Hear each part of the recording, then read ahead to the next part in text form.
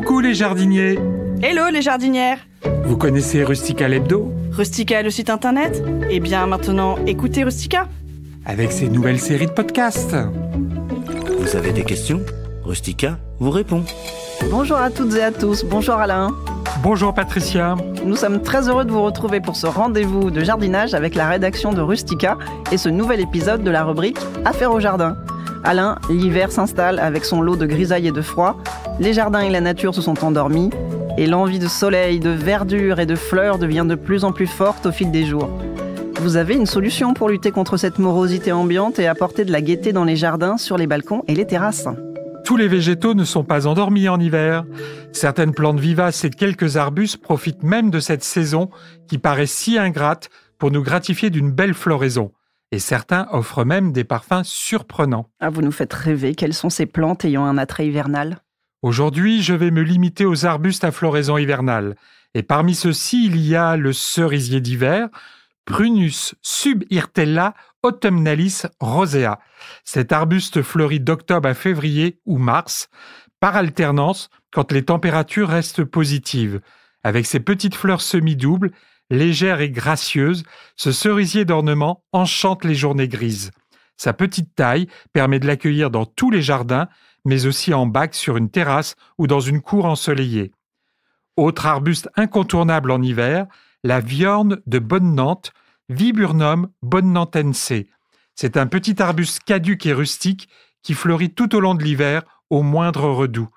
Les rameaux dépourvus de feuilles de cette viorne donnent des bouquets denses de fleurs, rose vif en bouton, rose plus pâle après épanouissement. Et surtout, les fleurs dégagent un parfum puissant qui rappelle l'héliotrope. J'aime aussi beaucoup le laurier thym, Viburnum tinus, une autre viorne au feuillage persistant cette fois-ci. Moins rustique que la viorne de Bonne-Nantes, cet arbuste est davantage recommandé pour les jardins urbains protégés ou les jardins de bord de mer, ainsi que dans les régions les plus clémentes comme la Côte d'Azur. Ses dimensions réduites permettent de l'installer dans un bac sur un grand balcon ou une terrasse, abrité des vents glacés.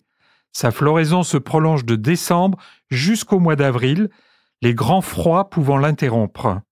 Les fleurs sont blanches et succèdent à des boutons floraux d'un joli rose profond. Plus éclatant, le jasmin d'hiver, Jasminum nudiflorum, dispense une floraison étoilée d'un jaune très lumineux, malheureusement sans aucun parfum. Mais ne vous en privez pas, c'est un arbuste facile à cultiver, peu exigeant, qui peut être palissé contre un mur ou qui peut retomber en cascade. Il pousse dans pratiquement tous les sols et il se cultive très bien dans un bac, toujours à exposition ensoleillée. Le noisetier des sorcières, ou Amamélis, offre une des floraisons hivernales des plus originales. C'est un arbuste caduc au port étalé. Ses fleurs filiformes font penser à des araignées, avec des couleurs jaunes, orange, rose ou rouge selon les variétés. Elles sont agréablement parfumées. Cet arbuste doit être planté dans un sol riche, plutôt acide. Le camélia sasanquois, ou camélia d'automne, même s'il fleurit aussi en hiver, est un arbuste au feuillage persistant, plus gracieux et plus léger que les camélias à floraison printanière. Il existe de nombreuses variétés aux fleurs parfumées, simples ou doubles, blanches ou roses. Elles s'épanouissent d'octobre à février à l'abri des vents froids. Le camélia sasanquois se plaît au soleil, non brûlant, ou à mi-ombre, dans un sol profond, léger, bien drainé et sans calcaire. Il pousse aussi très bien dans un grand bac. De nombreuses autres variétés de camélias à feuillage persistant fleurissent en hiver, notamment les hybrides du camélia japonica. Toutes préfèrent un sol acide, ainsi qu'une exposition ombragée.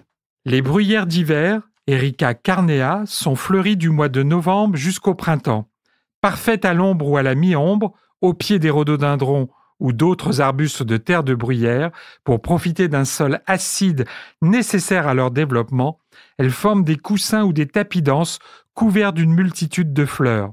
Peu encombrantes, ces arbrisseaux conviennent aussi bien à la culture en pot ou en jardinière. Le chimonanthe, ou chimonanthe, Chimonanthus praecox, est un arbrisseau à feuillage caduc aux fleurs jaune vif pourprées très odorantes. Le parfum rappelant celui de la jacinthe. Il apprécie un sol riche, bien drainé et supporte le calcaire.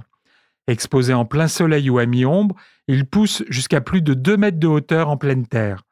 En raison de sa croissance assez lente, il réussit très bien en bac, sur un balcon ou une terrasse. Le cornouiller mâle, Cornus mas, forme un grand arbuste à feuillage caduc qui peut atteindre 5 à 6 mètres de hauteur.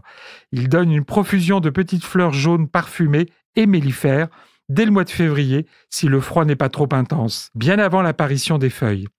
Cette espèce robuste pousse dans les sols pauvres et calcaires. Le noisetier du Japon ou noisetier d'hiver, Corylopsis pauciflora, fleurit dès la fin de l'hiver sur ses rameaux dénudés. Ces fleurs jaunes ont la forme de petits lampions. Elles ont un parfum de prime vert. Ils se développent dans un sol riche, drainé, frais et sans calcaire. La terre de bruyère lui convient très bien. Il peut être planté dans un bac sur le balcon ou la terrasse en choisissant une exposition à mi-ombre. Le forsythia blanc de Corée, Abeliophyllum disticum, forme un petit arbrisseau de 1 à 2 mètres de hauteur à feuillage caduc. Encore trop peu connu, il mérite une plus grande place dans nos jardins car ses fleurs en clochettes blanches, mellifères et parfumées, sont annonciatrices de la fin de l'hiver. Très robuste et rustique, il pousse pratiquement partout dans une bonne terre de jardin. Moins spectaculaire, mais décoratif quand même, les noisetiers communs ou coudriers, Corylus avellana, se couvrent de longs chatons mâles au cœur de l'hiver. Les fleurs femelles sont plus tardives et beaucoup plus discrètes, à tel point qu'on ne les remarque pas. Attention, les chatons du noisetier libèrent de grandes quantités de pollen allergisant. Et je garde pour la fin les Mahonia au feuillage semblable à celui du houx et à la généreuse floraison jaune qui rappelle celle des mimosas, mais dans les régions au climat plus rude que celui du littoral ou de la Méditerranée. Le Mahonia media charity peut commencer à fleurir début novembre jusqu'à la fin du mois de décembre. Les petites fleurs jaunes vives sont regroupées en longs racèmes, dressés à l'extrémité des tiges, au-dessus du feuillage.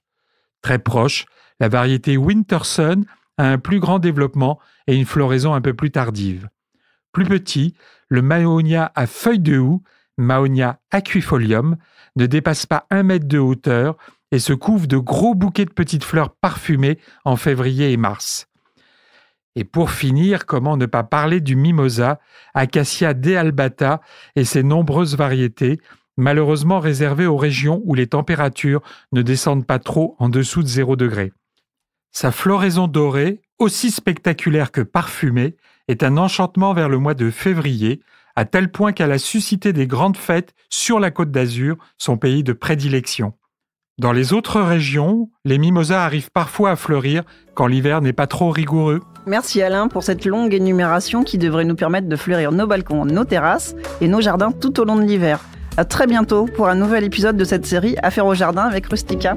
À bientôt Patricia. À bientôt Alain.